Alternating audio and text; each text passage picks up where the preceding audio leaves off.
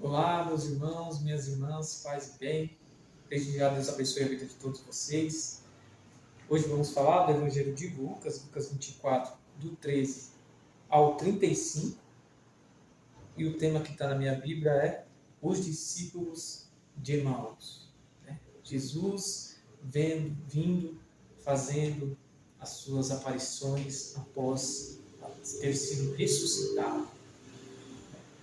Foi preciso isso para que alguns discípulos entendessem e assim começassem a anunciar, porque mesmo depois de tudo que eles passaram ao lado de Jesus, e mesmo depois de tudo que eles testemunharam, eles ainda tinham dúvidas, eles ainda estavam enfraquecidos na fé.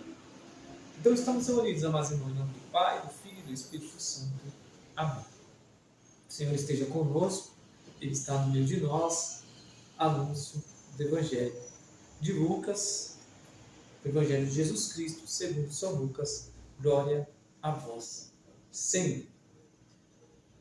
Lucas 24, do 13 ao 35.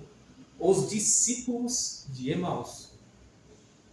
Naquele mesmo dia, o primeiro da semana, dois discípulos iam para um povoado chamado Emaús, a uns 10 quilômetros de Jerusalém. Conversavam sobre todas as coisas que tinham acontecido. Enquanto conversavam e discutiam, o próprio Jesus se aproximou e começou a caminhar com eles. Os seus olhos, porém, estavam vendados, incapazes de reconhecê-lo. Então Jesus perguntou: o que andais conversando pelo caminho? Eles pararam com um rosto triste. E um deles, chamado Cleófas, lhe disse: és tu o único peregrino em Jerusalém que não sabe o que lá aconteceu nestes dias? Ele perguntou: o que foi? Eles responderam: o que aconteceu com Jesus, o Nazareno, que foi um profeta poderoso em obras e palavras diante de Deus e diante de todo o povo. O sumo sacerdote e as nossas autoridades o entregaram para ser condenado à morte e o crucificaram. Nós esperávamos que fosse ele quem libertaria Israel. Mas, com tudo isso, já faz 3 dias e todas essas coisas aconteceram. É verdade que algumas mulheres do nosso grupo nos assustaram. Elas foram de madrugada no túmulo e não encontraram o corpo. Então voltaram dizendo que tinha visto anjos e esses afirmavam que ele está vivo. Alguns de nós foram ao túmulo, encontraram as coisas como as mulheres tinham dito. A ele, porém, ninguém viu. Então ele lhes disse: como sois sem inteligências e lentos para crer em tudo o que os profetas falaram. Não era necessário que o Cristo sofresse tudo isso para entrar na sua glória?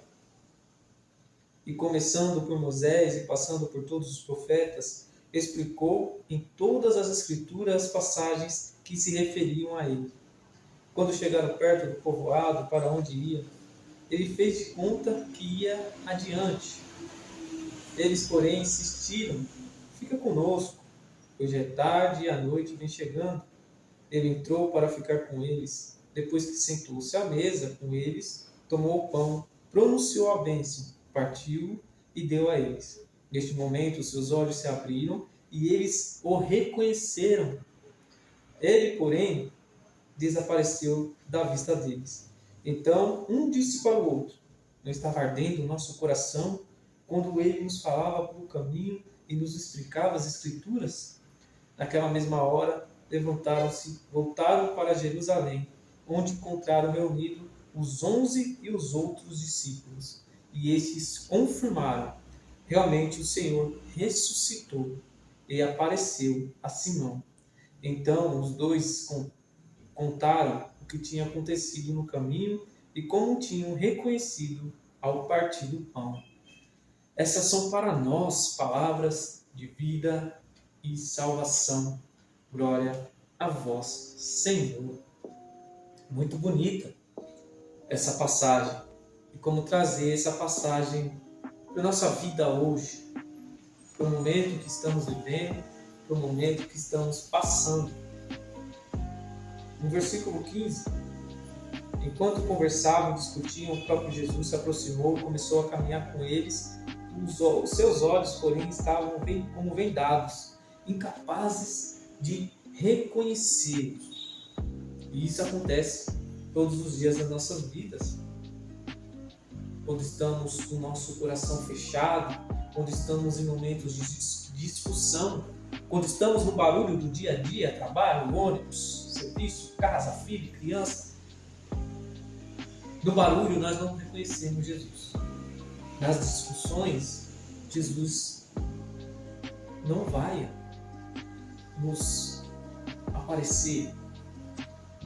Quando estamos preocupados com outras coisas, nós não enxergamos Jesus ao nosso lado.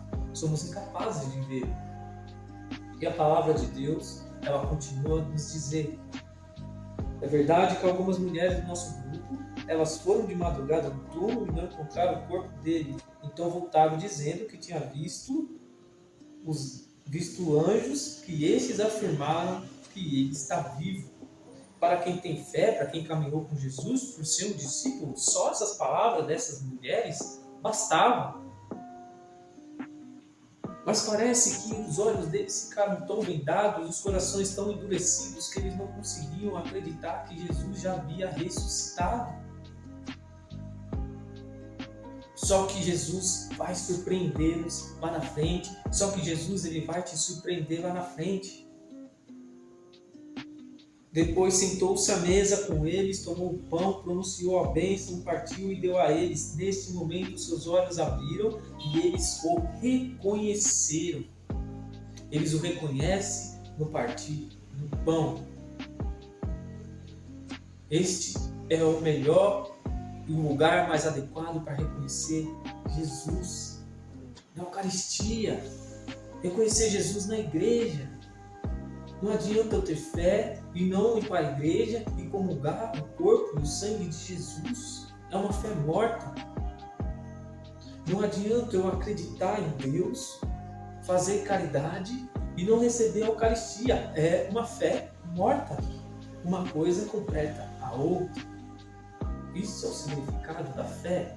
A fé ela precisa ser completa. A caridade sem fé ela não vale nada.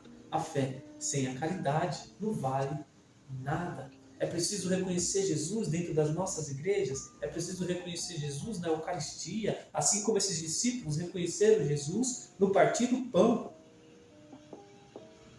Que nós comungamos todos os dias. Algumas pessoas comungam todos os dias, outras apenas nos domingos.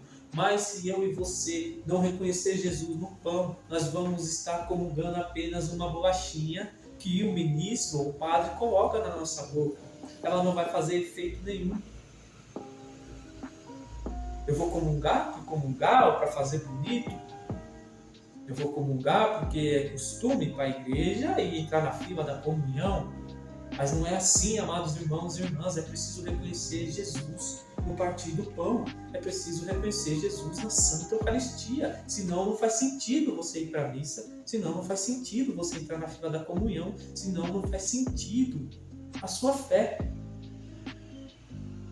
Sejamos verdadeiros com Jesus Cristo. E se eu não acredito, e se eu estou ali na fila da comunhão para fazer pose, fique sentado no seu lugar.